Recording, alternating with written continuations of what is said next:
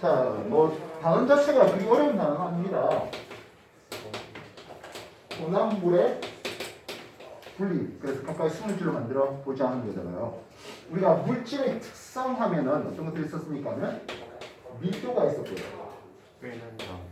올린 포인트, 끓는 점, 물론 뭐 넣는 점도 있겠죠. 그 외에 용해도가 있었죠.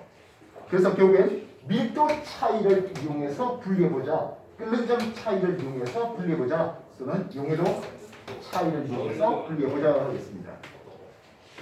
밀도 차는 먼저 고체하고 고체가 섞여 있다 할게요. 고체하고 고체. 그래서 스타이폼과 스티로폼한데 스타이폼 발음이 좀 그렇습니다, 이제. 모래가 있다고 해보자. 모래와 스타이폼이 섞여 있는 이 상태에다가 뭘 집어넣습니까는 중간 정도 밀도의 액체를 넣어보자 하겠습니다. 다시 말하면 대표적으로 물이 있겠죠. 모래는 가라앉겠고 스티로폼은 위로 뜨는 것을 볼 수 있습니다. 밀도 차이를 이용해서 분리 해봤습니다. 이렇습니까? 그러면 액체하고 액체가 섞여 있다라고 할게요. 근데 이 액체하고 액체는 서로 혼합되지 않아요. 우리가 화학에서 공부해왔겠지만 극성 용매하고 극성 물질, 극성과 무극성 분자 이렇게 하면 되는 거죠. 그래서 물하고 기름이 섞여 있습니다. 서로 안 섞이네요. 그래서 이런 것은 이제 분별 깔때기라는 이름을 쓰네요. 장비 이름을 시험 장비 이름을 기억하셔야 됩니다. 분별 깔때기라는 이름입니다. 이름이 있고요.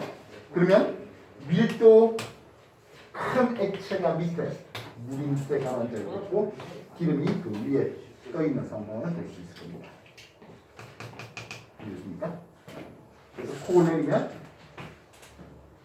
혼합물을 분리시킬 수가 있겠죠. 이때 위에 뚜껑이 있는데요. 이 뚜껑은 닫아야 됩니까? 열어야 됩니까? 여러 개. 그렇지. 여러 개라는 뚜껑은 열어놓은 상태니까 되어야 합니다. 그러니까 뚜껑 이렇게 되지? 뚜껑은 막에는 열어져 있는 상태가 되어야 됩니다. 왜 열어야 돼요? 그러면 안 내려와요. 압력에 의해서. 대기가 이렇게 눌러주는 이 압력에 의해서. 이랬어요?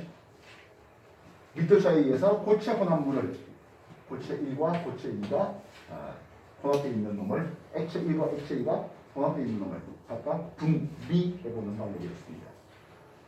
정리해 주십시오. 네. 예. 저 화장실 좀 가요.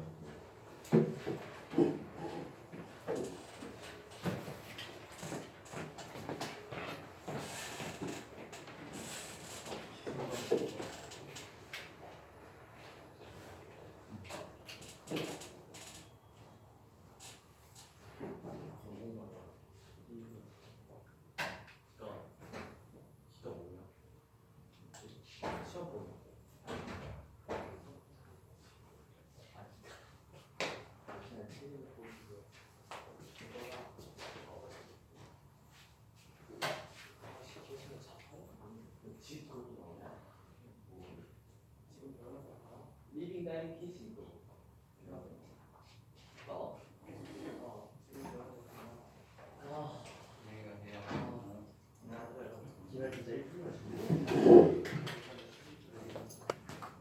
자, 다음 얘기 보겠습니다. 끓는 차이를 이용해서 우리가 물질을 분리하자고 하는데요. 증류라는 방법과 분별 증류라는 놈으로 소개하겠습니다. 증류는 보통 이제 액체하고 고체가 섞여 있을 때 이 얘기예요.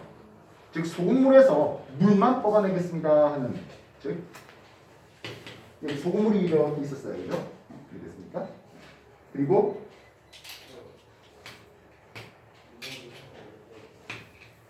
이렇게 났네요. 그러면 소금물에서 물이 증발되겠죠. 물이 증발되다가 이게 물방울 맺혀요. 알겠어요? 그래서 요 밑에다가 컵 담아 놓으면은 순수한 물만 따라져 있겠죠. 알겠습니까? 뭐 경우에 따라서는 소금물인데 오픈된 공간에 소금물을 놔뒀어. 그럼 물이 다 증발되고 나면 뭐만 남아? 소금만 남겠죠.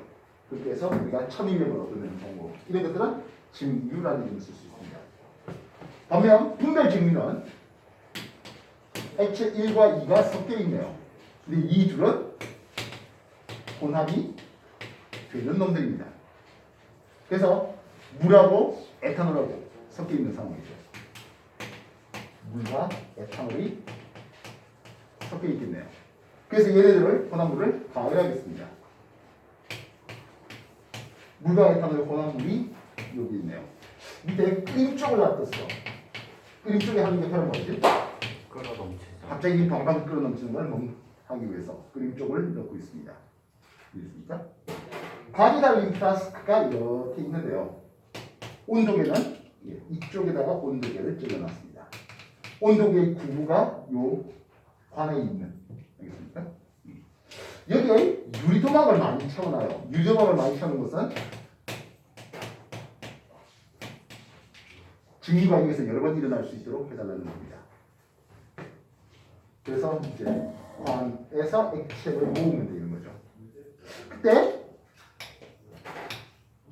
냉각수를 통과시키는데 냉각수가 들어오는 이쪽이 인, 위쪽이 나가는 아웃 되겠습니다.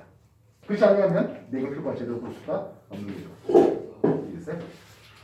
이렇게 했을 때 우리는 가열 시간에 대한 온도의 그래프를 볼 때 이런 그림이 그려지게 됩니다.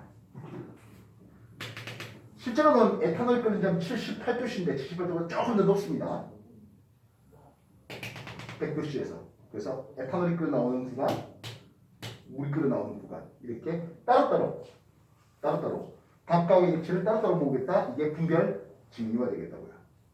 그렇게 해서 도수 높은 공주를 도수 높은 증류주로 소주로 만드는 방법이 되겠다고요.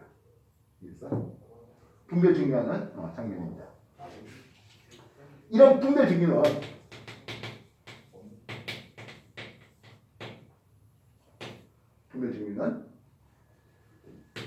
물하고 에탄올의 혼합물도 있겠지만 두 번째 증류탑에서 원유의 분별 증류가 있겠네요.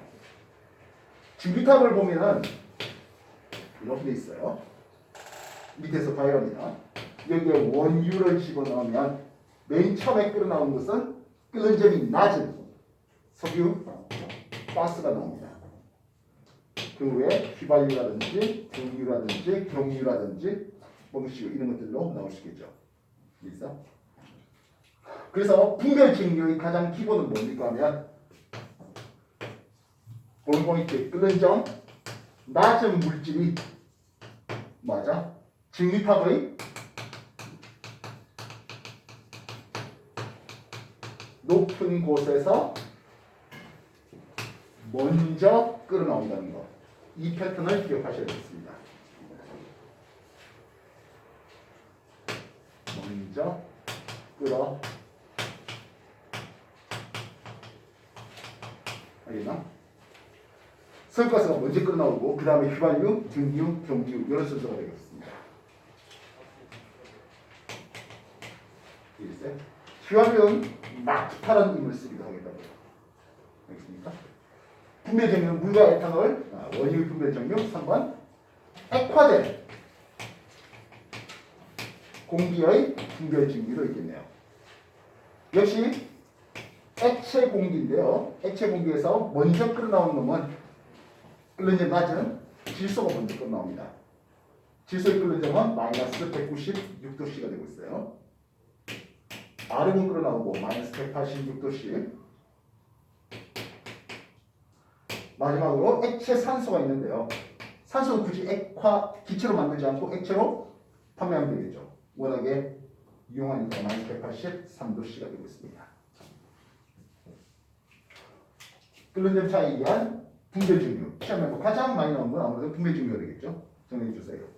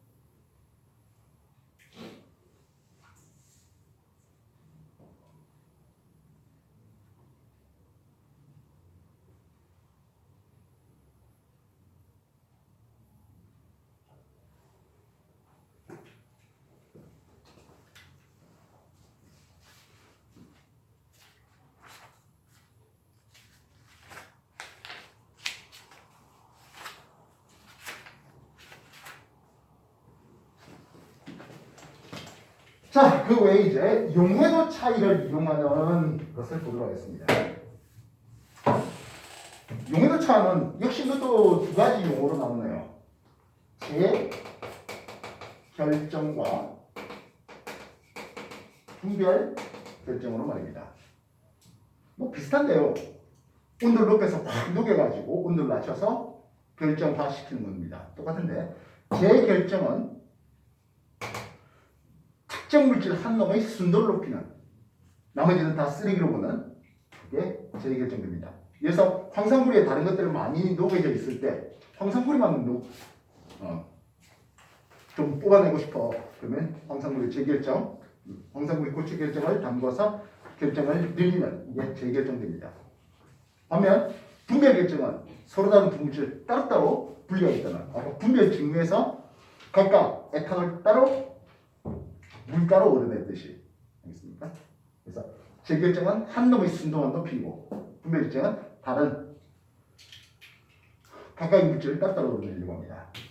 그래서 분별 결정은 주로 온도에 따른 용해도 차이가 큰 놈과 그렇지 않은 놈을 서로 섞였을 때입니다. 그래서 NaCl, 염화나트륨은 온도에 따른 용해도 차이가 그렇게 크지 않습니다. 반면 질소칼륨은 온도에 따른 용해도 차이가 크죠. 그래서 막 혼합되어 있던 이 놈들에 대해서 온도를 낮추면 질소칼륨만 고체화 결정되는 것을 볼 수 있다고요. 이해했어요? 그런 것들을 우리는 분별 결정이라는 이름을 쓸 수 있습니다. 이해했습니까? 마지막으로 크로마토그래피라는 방법인데요. 요거는 전개율 차이를 이용하게 되겠습니다. 크로마토그래피는 보통 일반적으로 종 크로마토그래피가 이제 가장 많이 소개되는데요. 시료의 양이 상대적으로 적을 때도 해볼 수 있는 게 요 크로마토그래피가 되겠습니다. 종이라는 고정상이 있습니다. 종이라는 고정상이 있습니다. 물이라는 이동상이 있네요. 그래서 물이 이렇게 쭉 따라 올라가 있죠.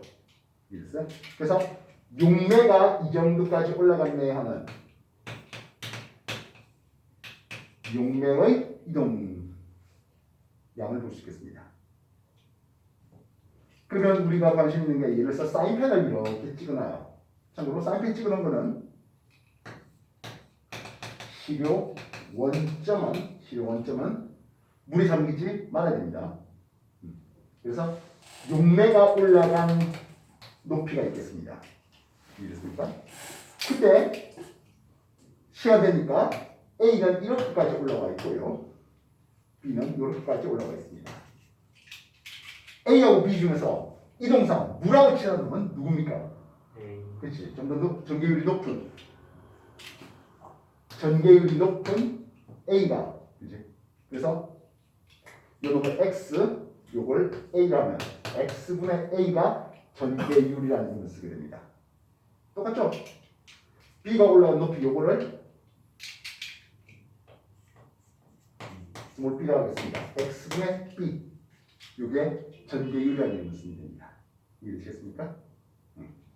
그래서 이동상하고 친한 놈은 좀 많이 올라갈 것이고 고정상하고 친한 놈은 좀 적게 올라가는 것을 볼 수 있습니다.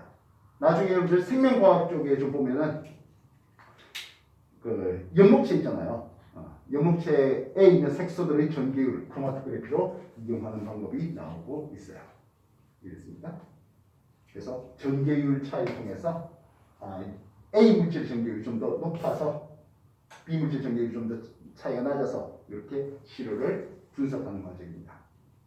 이 실험에서 잘못된 부분이 하나 있어요. 뭘까요? 크로마토그래피 실험하는 데서 이 그림에서 좀 개선을 해야 되겠다 하는 부분 뭐 있을까요? B랑 A는 따로 찍어요. 이게 뚜껑을 열어놓은 상태네요. 물이 여기서 말라버리면 곤란합니다. 그래서 뚜껑을 닫아야 됩니다. 이해됐습니까? 그래서 이 전개율차 크로마토그래피를 이용해서 도핑 테스트 이런 것들도 할 수 있죠. 특정 약물을 먹었냐 안 먹었냐 이런 것들도. 그리고 이제 이 이동상이 꼭 물이 필요 없죠. 에탄올, 얼마든지 다른 물질로 이동상을 고정상도 꼭 좋음이 필요는 없죠. 뭐 분필이라든지 이렇게 해서 서로 다른 물질들로 해서 물질의 전기율 차이를 구분해 볼 수 있겠습니다. 알겠습니까? 지금까지 한 거 정리하셔서 이제 그러면 연습 문제 한번 풀어보세요.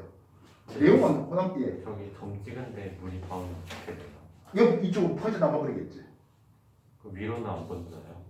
위로 이제 물이 올라가면서 시료들을 분리되는 거라고요.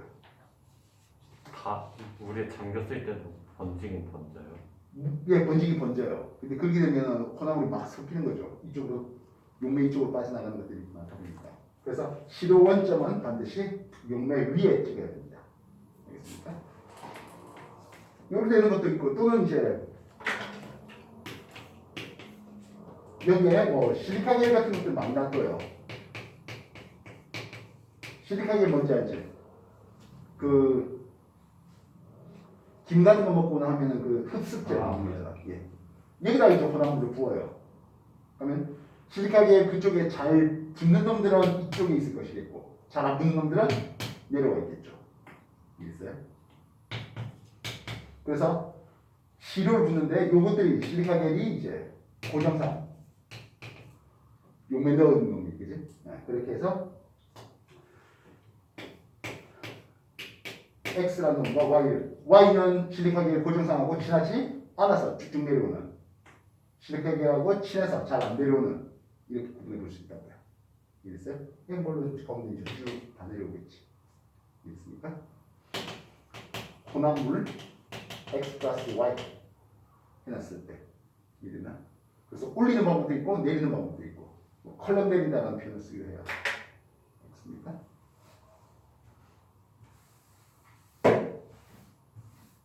그래서 각각 밀도차, 끓는전차, 용해도차 그리고 전기율차를 이용해서 우리가 혼합물을 분리해보자 되겠습니다. 참고로 혼합물이 분리는 기본적으로 물리적인 방법이에요. 이해됐어? 3학년 가면 화합물의 분해가 있죠. 열분해, 전기분해, 충매분해, 용매분. 알겠습니까?